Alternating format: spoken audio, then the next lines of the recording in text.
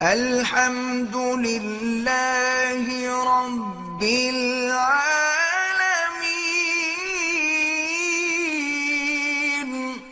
واصف صاحب کا سوال ہے، منگنی چونکہ وعدہ نکاح ہے سر، کیا منگنی کے بعد منگیتر محرم ہے یا غیر محرم ہے؟ نیز شادی سے پہلے میل جول تعلقات رکھنا اور گفتگو کرنا، چاہے وہ ٹیلی فون پہ ہو یا پھر براہ راست ہو، جائز ہے یا جائز نہیں ہے سر؟ دیکھیں، منگیتر نامحرم ہے، اس کے بالکل وہی حکام ہے جو نامحرم کے ہوتے ہیں۔ گپے مارنا اس سے اور اس طرح ڈیٹیں لگانا اس کے ساتھ، یہ بالکل حرام ہے، ناجائز ہے۔ البتہ اگر کوئی ضرورت کی بات کوئی کرنا چاہتا ہے، مثال کے طور پر کسی کو یہ خطرہ ہے کہ کچھ نکاح کے بعد جو ہے کچھ اہم باتیں ہیں جو وہ چاہتا ہے کہ میں پہلے سے اس سے پوچھ لوں کہ وہ میرے ساتھ گزارا کر سکتی ہے یا نہیں کر سکتی، یہ چند پوائنٹ کی باتیں ہیں، یا اس طرح اول تو یہ منگنی سے پہلے ہونا چاہیے نا۔ تو اگر کوئی ایسی ضروری بات ہو تو وہ کسی سے بھی کی جا سکتی ہے، تو اس سے بھی کی جا سکتی ہے، لیکن ضرورت کی حد تک ہی ہو۔ مگر بہرحال یہ پھر بھی لڑکی کے لیے پھر بھی حیا کے خلاف ہے۔ ٹھیک ہے۔ اور اصل بات یہ ہے کہ جو تحقیق کرنی تھی تو وہ تو منگنی سے پہلے ہونی چاہیے نا۔ بالکل۔ اور منگنی کے بعد، منگنی کا تو مطلب یہ کہ اب ہم راضی ہیں یہاں پہ، تو اب میرا خیال ہے کوئی ضرورت ہوگی نہیں اس کو بات کرنے کی۔ دوسری بات یہ کہ خود منگنی ایک غیر شرعی سی ایک رسم ہے جس کا اس شریعت میں خطبہ ہے نکاح کا پیغام بھیجنا۔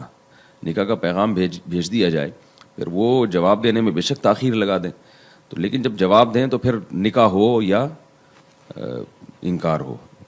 جو منگنیاں کر کے لٹکانے والی صورت ہے نا، یہ اس میں بہت ساری قباحتیں ہیں۔ ٹھیک ہے جی، بہت بہت شکریہ۔ چٹ منگنی پٹ بیاہ والا کام ہونا چاہیے، اور اگر کرنی بھی ہے منگنی تو کوشش کرنی چاہیے، اس کی فتویٰ نہیں ہے۔ حاضرین محترم، حمل کے وسائل کے استعمال سے مردوں کے جسمانی نظام میں برہمی پیدا ہو سکتی ہے۔ حمل روکنے کی تدبیر عورت اختیار کر رہی ہے، عورت کے ساتھ نقصان کس کو ہوگا؟ مرد کو بھی نقصان ہوتا ہے اس کا۔ عارضی طور پر ان میں سیکچول ویکنس بھی پیدا ہو سکتی ہے۔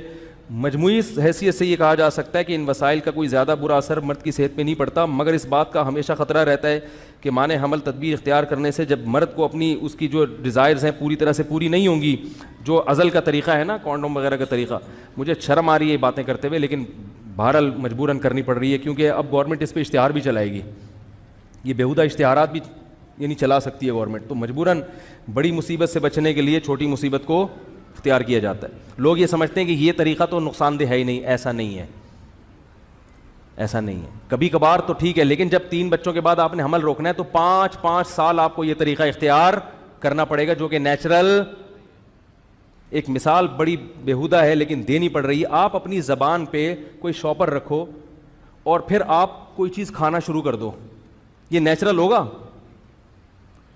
زبان سے جب ہم کوئی بھی چیز رکھتے ہیں نا تو فوراً ایک زبان لعاب خارج کرنا شروع کرتی ہے جو اس چیز کو ہضم، یعنی قدرت نے پوری ایک اس حساب سے ڈیزائن کیا ہے۔